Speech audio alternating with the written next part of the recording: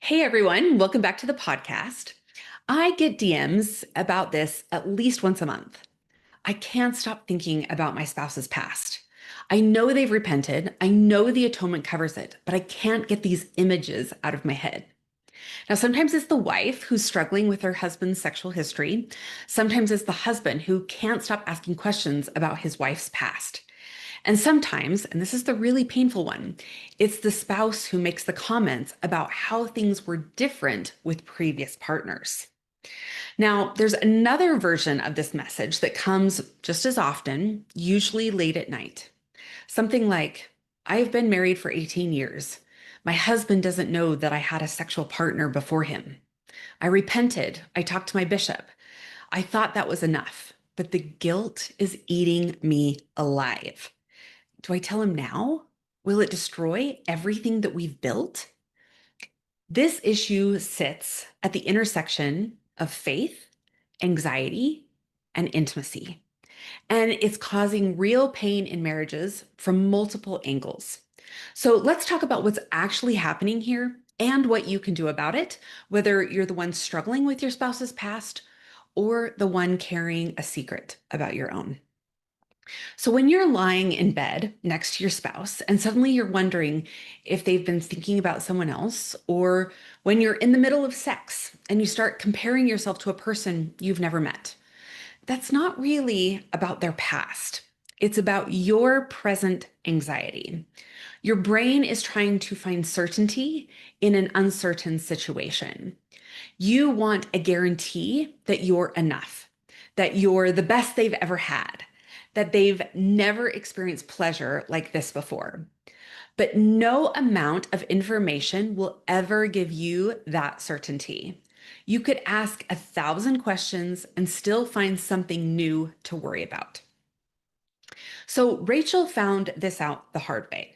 3 years into marriage, she discovered her husband Josh had slept with two women before their wedding. He'd repented, he had talked to the bishop, he had done everything right according to the church process, but Rachel couldn't let it go. She'd ask him questions during dinner. Was she prettier than me? During sex? Did you do this with her? Before bed? Are you thinking about them right now? Now, Josh would answer honestly, try to reassure her, but every answer just led to more questions because Rachel wasn't really seeking information. She was seeking certainty that her anxiety couldn't provide. This rumination isn't about the past, it's her present fear of not being enough. So now let's talk about when your spouse makes comments about their past partners, because this actually happens. This is where things get way more complicated because now you're not just dealing with your own anxiety, you're dealing with your spouse actively feeding your insecurities. So Trevor would bring up his past in ways that left his wife, Diane, feeling inadequate. When she'd express hesitation about trying something new sexually, he'd say, well, this hasn't been the case with my past partners. When she wasn't in the mood, he'd mention, I've been with women who were more spontaneous. Sometimes he'd be more subtle. I remember this one girl who used to dot, dot, dot, and then trail off with kind of a knowing smile. Every comment landed like a small betrayal, as it should. Diane started feeling like she was competing with ghosts and she was losing a competition that she never signed up for. So when your spouse makes these kinds of comments, they're doing a few things, and none of them are healthy. Now, they might be trying to motivate you to change by making you jealous. They might be expressing frustration, just very poorly. They might be trying to feel powerful by making you feel small. Or they might genuinely not understand how destructive these comments are. But they're definitely damaging trust and safety in your marriage. Now, there's a particularly painful version of this that comes up. Why could you do that with your ex, but you won't with me? Maybe your husband knows that you were more adventurous sexually with a previous boyfriend. Maybe a wife knows her husband's first marriage included things he's not willing to do now. And the question sits there like a splinter. If you could do it then, why not now? What does that say about how you feel about me? Now, this question is loaded with so much pain and confusion, but the answer is almost never what the person asking fears. When someone was sexual in a previous relationship, whether that was a boyfriend, a girlfriend, or a former spouse, and they're less willing or less interested in certain things now, it's usually not about comparison. It could be about growth, about learning what actually works for them, about understanding themselves better. It could also be that before they met you, they were acting out of trauma or people pleasing, and they're more in alignment now with who they want to be. Vanessa had been married before. Her first husband was very demanding sexually, and she'd gone along with things that made her uncomfortable because she didn't know how to set boundaries. So when that marriage ended and she remarried, her new husband Keith discovered that she had done things with her ex that she wouldn't do with him. And he felt really rejected, like she was holding back from him in ways that she hadn't held back before. But that wasn't what was happening at all. Vanessa had learned that just because she could do something didn't mean that she wanted to. She had learned that saying yes when you mean no damages intimacy rather than building it. She wasn't withholding from Keith. She was finally being honest about her own boundaries.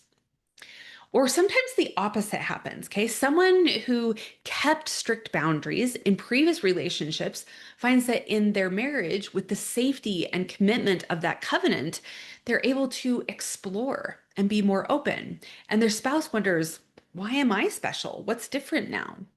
The answer is that you're not competing with the past. The person you're with has different experiences, learned different things, and become a different version of themselves. That's not about you being better or worse than anyone else. It's about growth and context and the unique dynamics of your specific relationship. So I think we need to talk specifically about when past partners means a former spouse, because this adds a layer of complexity that are different from previous boyfriends or girlfriends. So when someone has been previously married and is now remarried, there are layers of complexity that are different from previous boyfriends or girlfriends. The first marriage might have been a covenant relationship sealed in the temple, meant to be forever, or it might not have been. Either way, there's history there, experiences that shape them. The marriage might have ended in divorce, or it might have ended through death. There might have been children involved, which means that the ex spouse is still present in some way in your lives, or there might be grief about a life that was cut short.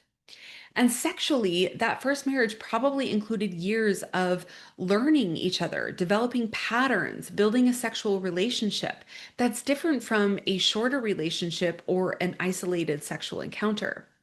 So, if you're married to someone who was previously married, you might struggle with knowing that they had this whole life with someone else.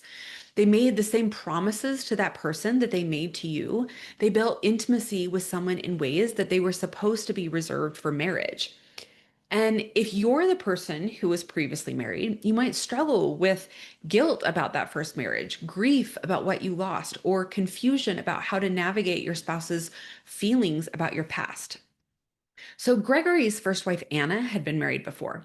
Her first husband had been unfaithful, and the marriage ended after 5 years.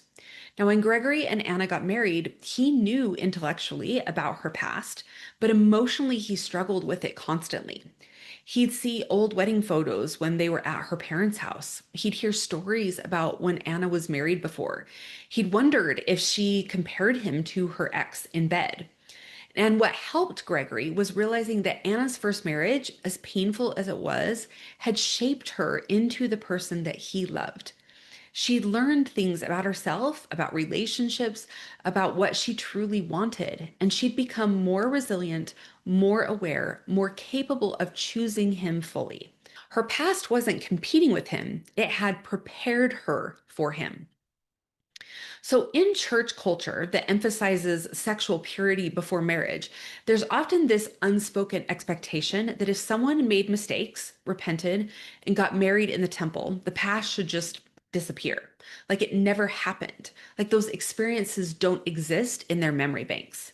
But that's not how humans work. Repentance is real. Forgiveness is real. The atonement is real.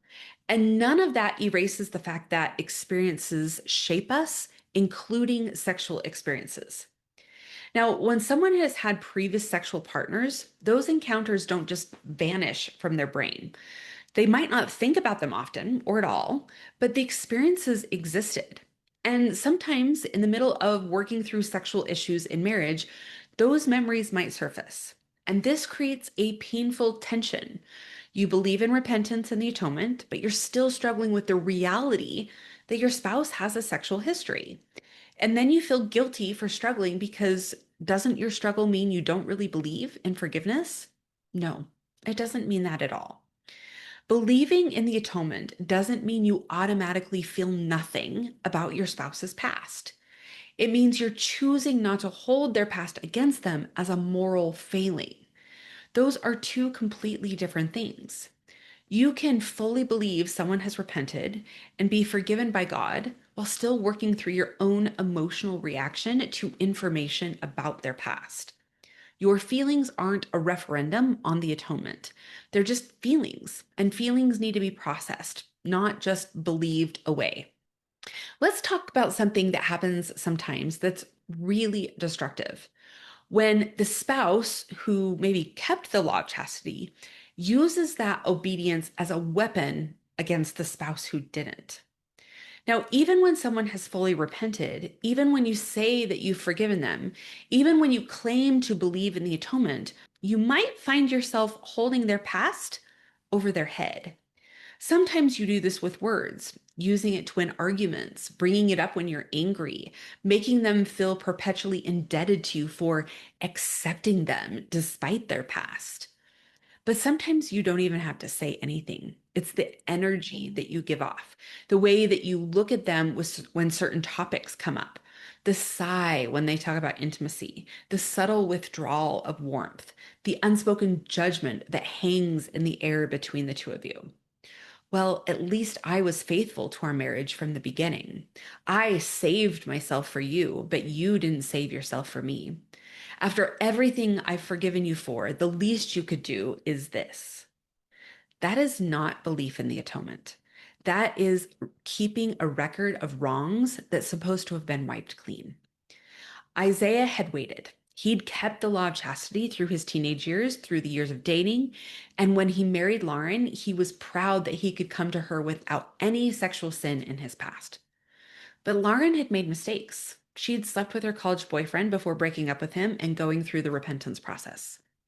Isaiah said he'd forgiven her. He said it didn't matter. But 2 years into their marriage, it had become clear that he was keeping score.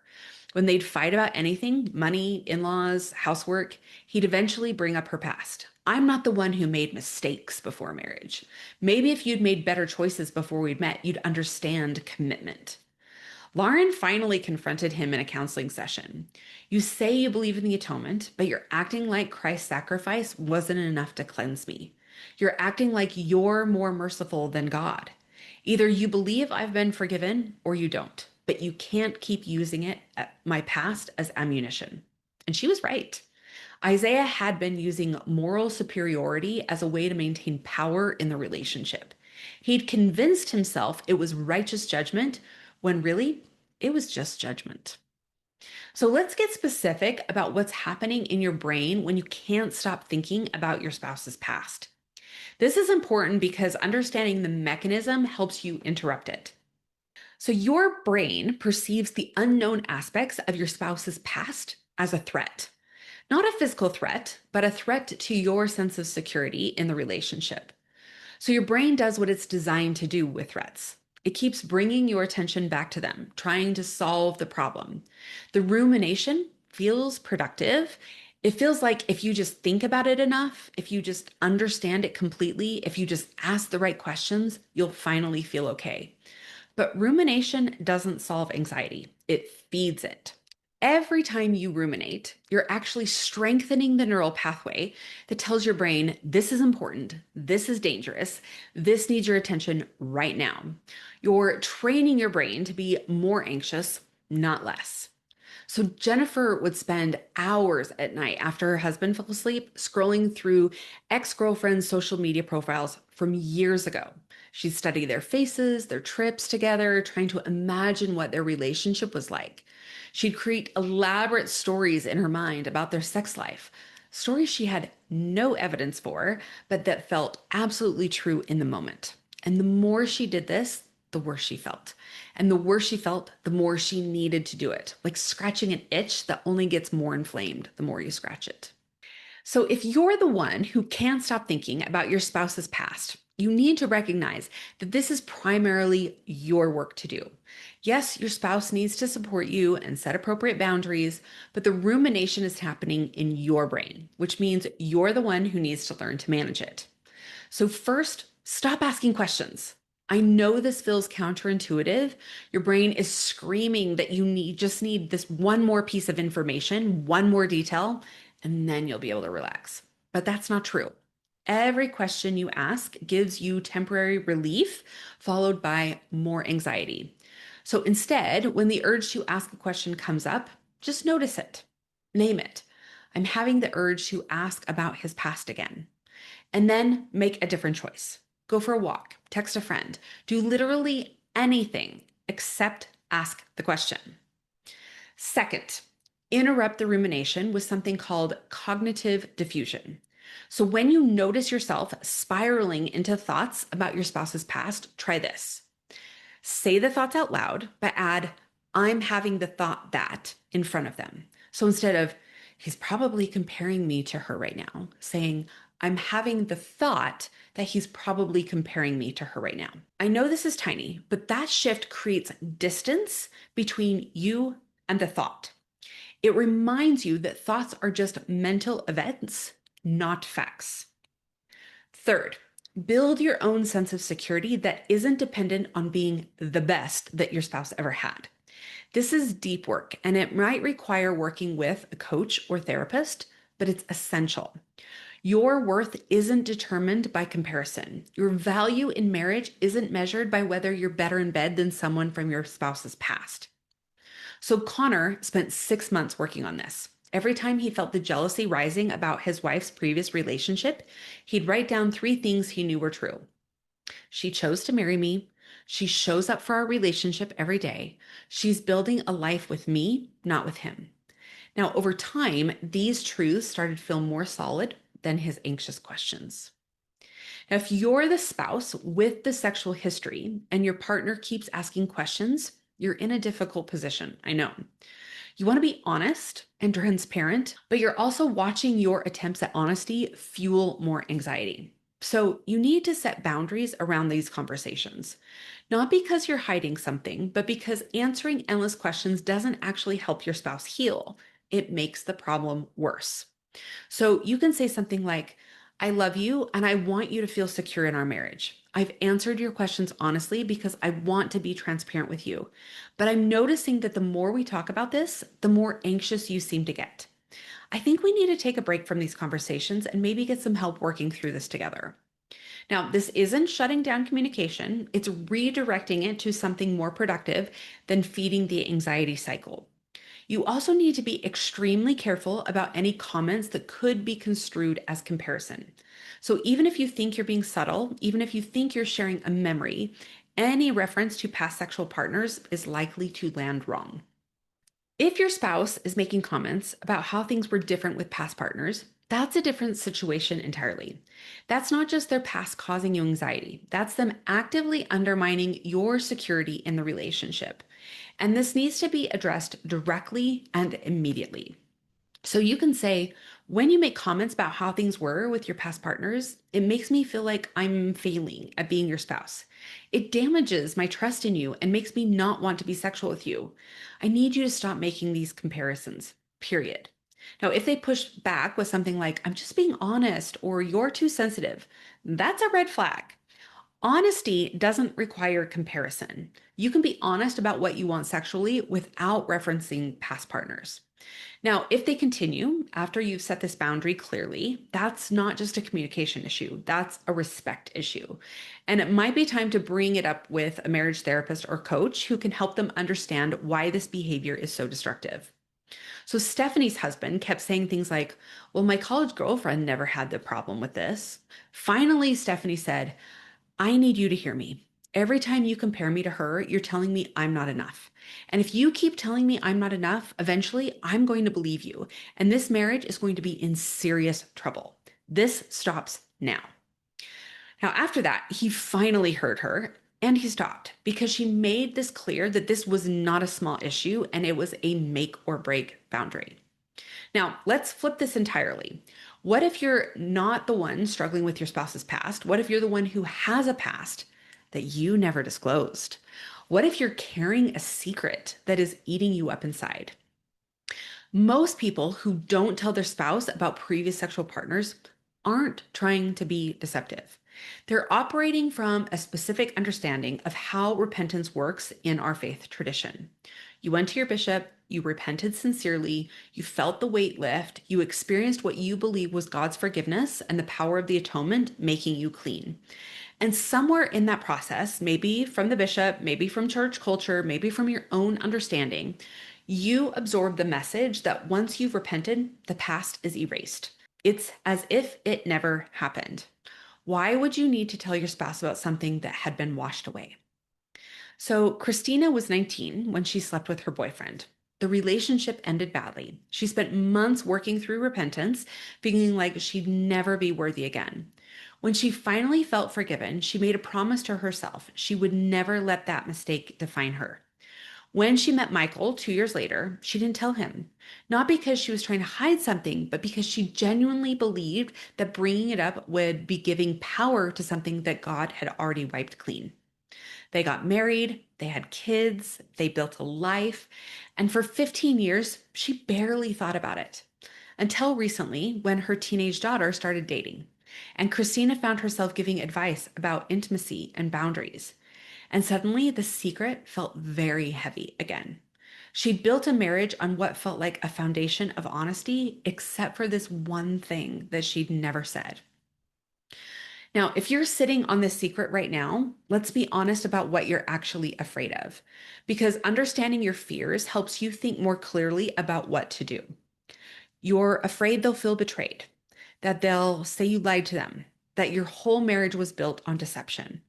You're afraid that they'll look at you differently, like you're not the person that they thought they married. You're afraid they'll start asking questions that you don't want to answer. Who was it? When? How many times?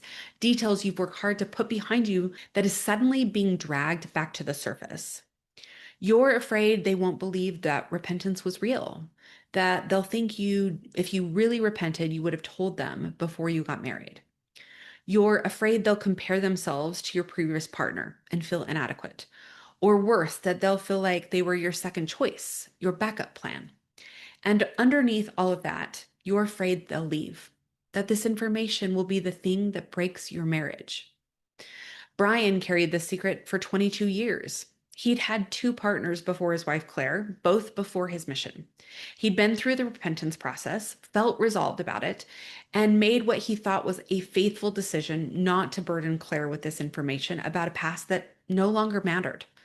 But as the years went on, the secret started to feel less like faith and more like a lie. Every time Claire would talk about how grateful she was that they were each other's only sexual partners, he felt his stomach drop. He wanted to tell her, and he was terrified to tell her. Secrets have a particular kind of gravity. They pull at you, they require energy to maintain. And the longer you keep them, the heavier they get. So when you're carrying a significant secret from your spouse, you're not just hiding information, you're creating distance. Every time they say something about your shared history and about how well they know you, about the trust between you, there's this tiny moment of disconnection where you know there's something they don't know. Now, over time, these tiny moments accumulate. The secret becomes a filter through which you process parts of your relationship. It affects how you show up sexually because you're aware of the comparison and your spouse doesn't know it exists. It affects how you respond when topics about past relationships come up. It affects how close you can actually let yourself be. Melanie described it as carrying a pebble in her shoe. Most of the time, she didn't notice it. She'd go days, even weeks, without thinking about the fact that her husband, Nathan, didn't know about her past. But then something would happen, a conversation, a movie, a question from her kids about how they met, and she'd feel it again. That small, sharp discomfort that reminded her that she was hiding something. After 12 years of marriage, she realized that Pebble had worn a blister. The secret wasn't neutral anymore, and it was causing damage. So, if you've decided not to tell your spouse, or if you're leaning towards continuing to keep it private, what are you hoping to accomplish? Maybe you're hoping to protect them from pain. You're thinking, why hurt them with this information about something that happened before we even met? They're happy now. We could have a good marriage. Why introduce suffering when there isn't any? Maybe you're hoping to protect your marriage. You're afraid that disclosure will create problems that don't currently exist. Your sex life might be fine. Your emotional connection might be strong. Why risk all of that? Maybe you're hoping to protect yourself from shame. Telling means facing their reaction, watching them process the hurt, sitting with the fact that you've been carrying the secret. It means dealing with the fallout instead of continuing to manage it quietly on your own. Or maybe you've genuinely made peace with the decision not to tell. You've decided that what happened before your marriage belongs to you and God, that your spouse has no inherent right to every detail of your past, and that this is information that would cause harm without providing any benefit. Some people make that choice thoughtfully and live with it fine. But if the secret is taking up more space in your life than you want it to, if you're not at peace, you need to make a decision about what to do. So let's say that you're leaning toward telling your spouse. Before you do, you need to get really clear on why, not just, I feel guilty, but specifically what you're hoping will happen after you tell them. Are you hoping they'll absolve you, that they'll say it's fine and you can stop carrying this burden? Because that might not happen. They might need time to process. They might be hurt. Your relief might come at the cost of their temporary pain. Are you hoping for deeper intimacy? That telling this truth will create a new level of honesty between the two of you. That's possible, but it's also not guaranteed. Some couples do experience this. Others find that the disclosure creates complications that takes years to work through. Are you hoping to stop the distance that you feel? The sense that you can't be fully known because there's this one thing that you haven't shared. This is perhaps the most legitimate reason for a disclosure. You need to be prepared that it might get worse before it gets better, though. Tyler decided to tell his wife after 16 years of marriage. He wasn't doing it to ease his guilt. He'd mostly made peace with his past. He was doing it because he wanted his wife to fully know him. He wanted the intimacy of being completely honest about who he'd been and who he'd become. He planned carefully. He talked to a coach first to work through his own feelings and prepare for possible reactions. He chose a time when they could talk without the kids around. He was clear about his intentions. I want to tell you something about my past, not because I need your forgiveness. I believe God has already forgiven me, but because I want you to know all of me. Her reaction was complicated. She was hurt that he'd waited so long. She was confused about whether his earlier repentance counted if he kept it from her. She needed time to process. But eventually, after some hard conversations and couples coaching, they came through it. She appreciated that he had told her, even though it was difficult. The marriage got stronger, but it took work to get there. If you're going to disclose, how you do it matters enormously. This isn't a conversation to have casually or in the middle of a fight. This requires intention and care. First, do your own work, okay? Talk to a coach or therapist about your decision before you talk to your spouse. Get clear on your motivations and expectations. Make sure you're not just transferring your guilt onto your spouse. Second, prepare them that you have something serious to discuss and ask them when would be a good time to talk. Don't ambush them. Give them the dignity of being able to prepare emotionally for a serious conversation. Third, be direct but not graphic. You can say, I had a sexual relationship before we met without providing details they didn't ask for and probably don't want. Let them lead with the questions if they have any. Fourth, Own it completely. Don't minimize it, like it was no big deal. Don't blame them. I didn't think you'd want to know. And don't make excuses. Take full responsibility for both the past choice and the decision not to disclose earlier. Fifth, be prepared for a range of reactions. They might be calm, they might cry, they might get angry, they might shut down, they might need time. Don't expect them to immediately reassure you that it's okay. This is their information to process now. Sixth, offer to answer questions, but maintain appropriate boundaries. They have a right to understand the general context, but they don't have the right to every graphic detail. You can say something like, I'll answer questions you have about when this happened and the context around it, but I'm not going to share intimate details that I don't think would help either of us. Now, let's be realistic. There is a good chance your spouse won't handle this well. This is hard information to receive, especially if you've been married for years or decades. They might feel betrayed by the lack of disclosure more than the actual past. They might feel like they didn't get to make an informed choice about who they were marrying. They might spiral into jealousy and comparison. They might say things in the heat of the hurt that are really painful. I would have never married you had I known. How can I ever trust you again? Who even are you? Now, some of these reactions are understandable, but temporary emotional responses. Others might indicate deeper issues in how they handle difficult information. You need to be able to tell the difference. If they need time and space to process, give it to them. If they need to talk about it multiple times before they can let it settle, be patient with that. But if they use this information as a weapon to punish you indefinitely, that's not okay. If months go by and they're still bringing it up every fight, using it to justify their own bad behavior, or refusing to engage in any kind of healing process, you might need professional help to navigate it. So Jenna told her husband after 20 years, he reacted badly, really badly. He moved out for 2 weeks. He told their adult children before she was ready. He posted vague, bitter things on social media. It was awful. But then he came back. He apologized for the reaction. They started counseling. It took almost a year, but they rebuilt. He later told her that the initial reaction was panic. He built his whole understanding of their relationship on certain assumptions, and having one of those assumptions shattered felt like the whole foundation was crumbling. But it wasn't. The foundation was still there. It just looked different than he thought. Now, on the other hand, your spouse might surprise you. They might be hurt, yes, but they might also be compassionate. They might see that you are trying to do the right thing by repenting and moving forward. They might appreciate that you're telling them now, even though it's difficult. Some spouses respond with remarkable grace. They recognize that people are complex, that everyone has a past, and that the person they married is still the person they married. They just know more about them now.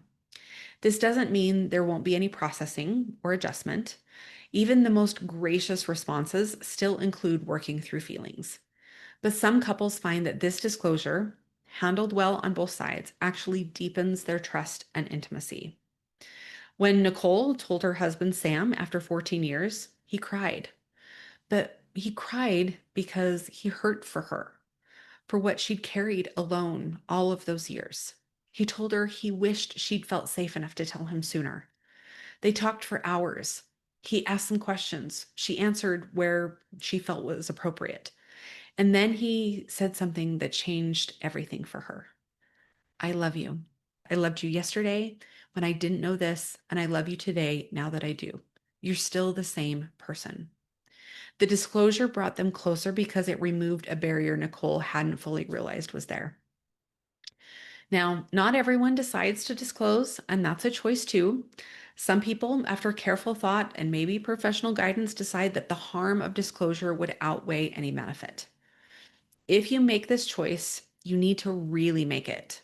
You can't hold on to the guilt while also keeping the secret. You need to work through your feelings about it, perhaps with a coach or therapist, and come to genuine peace with your decision. This means stopping the rumination about whether you should tell. It means accepting that you made what you believed was the right choice about repentance and disclosure, and trusting that you can live with this boundary. It means not using the secret as a barrier to intimacy in other ways. Now, some people do this successfully. They process their past, make peace with their decision not to disclose, and move forward in their marriage without the secret creating ongoing distance.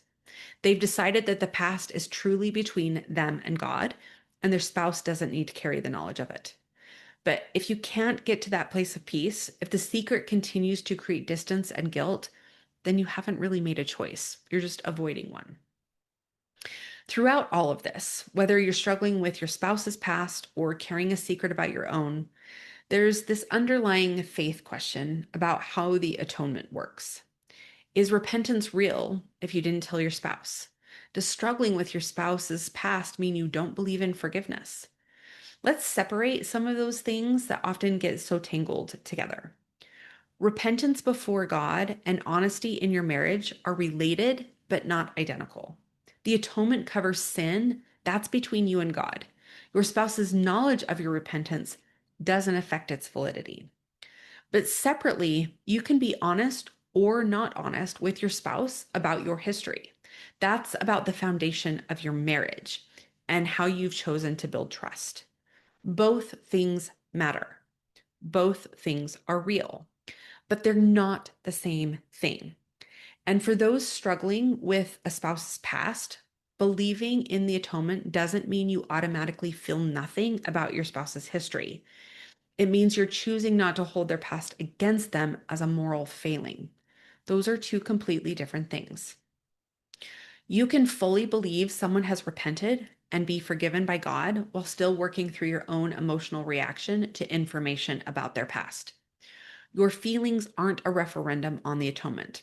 They're just feelings, and feelings need to be processed, not just believed away. Paul repented deeply for his choices before marriage. He'd worked through it with his bishop, felt God's forgiveness, and moved forward with a clean conscience. But when his fiancée Amber found out about his past a month before the wedding, she struggled. She believed he'd repented, she believed God had forgiven him, and she still felt anxious and hurt.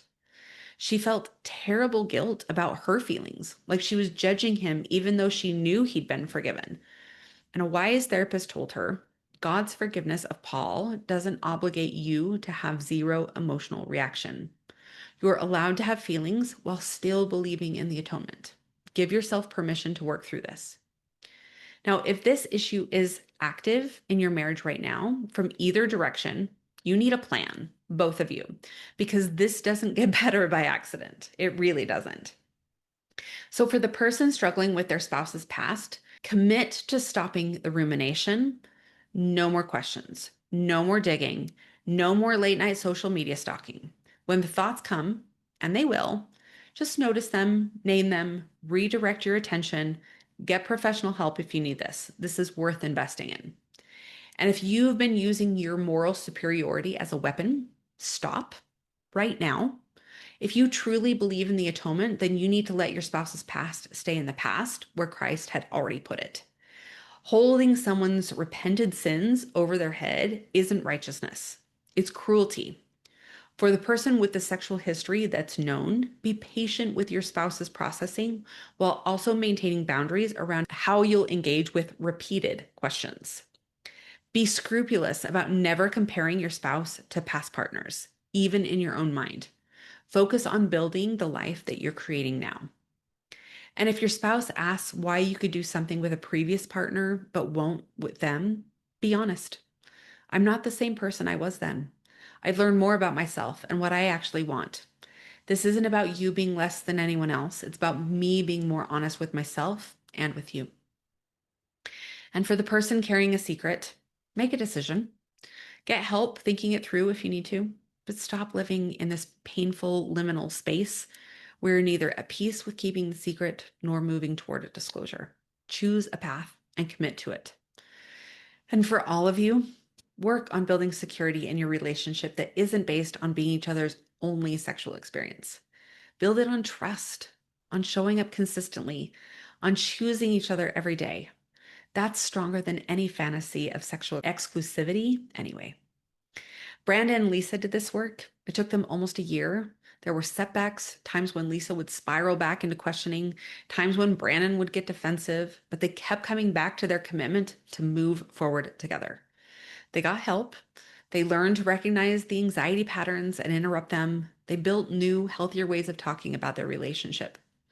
Now, 3 years later, Lisa barely thinks about Brandon's past, not because she forced herself to stop, but because she built a sense of security that wasn't dependent on him having zero sexual history. She built it on the actual evidence of their marriage, his consistency, his presence, his choice to build a life with her. That's what's available for you too. Not perfection, but progress. Not the erasure of the past, but the building of a future together that matters more. All right, my friends, that's all I have for you today. Remember, love is a journey, not a destination. Stay committed, stay passionate, and stay connected. I'll see you next week. Bye bye.